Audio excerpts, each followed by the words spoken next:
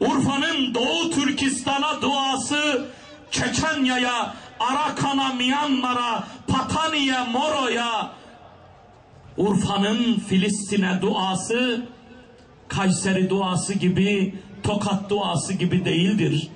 Niçin bu memlekette Mısır, Suriye, Doğu Türkistan, Arakan, Myanmar, dünyadaki Patani, Moro, Afganistan, Irak, Bahreyn, Yemen, dünya mazlumları niçin bizim memleketimizde Rabia Meydanı denilerek ve çeşitli vesilelerle Çeçenya, Filistin yad edilir?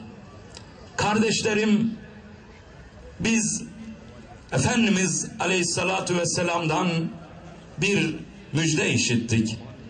Resulullah Hazreti Muhammed Mustafa sallallahu aleyhi ve sellem Efendimiz bize bir şey emanet etti. Niçin toplanırız? Dünyadaki mazlumlara karşı hassasiyet gösteririz. Dünyadaki gariplere karşı, dünyada zulme uğrayanlar, hakkı gasp edilenler, canına, malına kastedilenler, ırzına, namusuna kastedilenler, zulme uğrayanlara karşı bizler niçin bu toplantılarla bir araya geliriz?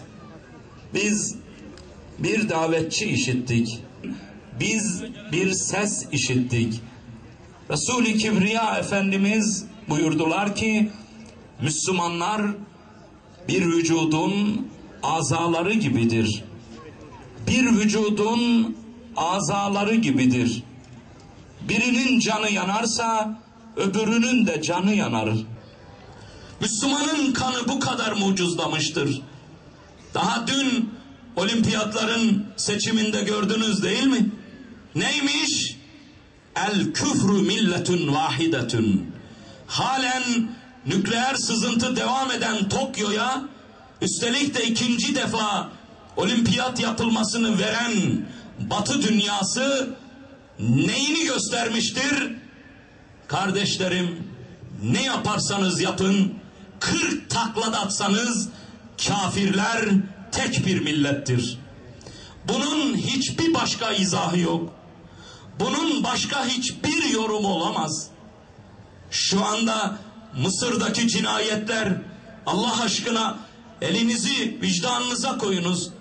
Rabiatül Adeviye meydanında bizim şu tişörtlerimizde Rabia işareti yaparak yeri göğü inlettiğimiz, dünya belki ses verir diye aylardır devam eden şu mücadelelerde can veren kardeşlerimizin nasıl şehit edildiklerini görmüyor mu dünya?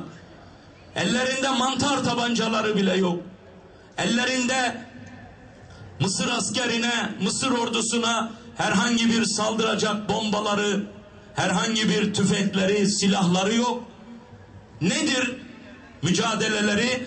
Bizim seçtiğimiz Cumhurbaşkanını siz darbeyle indiremezsiniz. Eğer inecekse Muhammed Mursi, sandığı korsunuz, halk kendi indirir. Halkın iradesi hakem olsun. Biliyor Mısır'ın firavunları, biliyor Mısır'ın kafirleri. Onlar biliyorlar ki halka sorulduğu müddetçe halk zalimleri, zındıkları, o Firavun, Hüsnü Mübarek ve Sisi denilen katilleri, yüzyıllar boyunca devam eden o topraklardaki cinayetleri örtbas eden bu karanlık örgütü asla iş başına getirmez. Yani Hüsnü Mübarek kadrosunun iş başında olduğu, devletin bütün kademelerinde Hüsnü Mübarek'in derin devletinin iş başında olduğu bir sandıktan %52 ile çıktı Muhammed Mursi. Yapılacak ilk serbest seçimlerde İhvan-ı Müslümin ve Mısır'ın gerçek sahipleri halk onlara asla kapı göstermeyecekti. Dolayısıyla kardeşlerim, dünyada bir hak arama mücadelesidir Mısır'daki mücadele. Benim tercihimi sen tankla, topla ezip geçemezsin diyenlerin mücadelesidir Mısır meydanındaki. Batı'nın umurunda değil, kan gölünün de üstünde oturuyor. Ben Fransa'ya da gittim, Hollanda'ya da gittim, Belçika'ya da gittim, Almanya'ya da gittim. Avrupa ülkelerinin tamamına yakınını gezdim. Paris'te 7 katlı metro var. 7 kat. Biz toprağın üstüne metro yapamıyoruz daha kaç yıldır. Adam 7 kat metro yapmış. Neyle? Afrika'dan kaçırdığı bedava işçiler, köleler üzerinden fare deliği gibi vinçin, dozerin olmadığı 150 yıl önce Paris'e 7 katlı metro yapmış adam.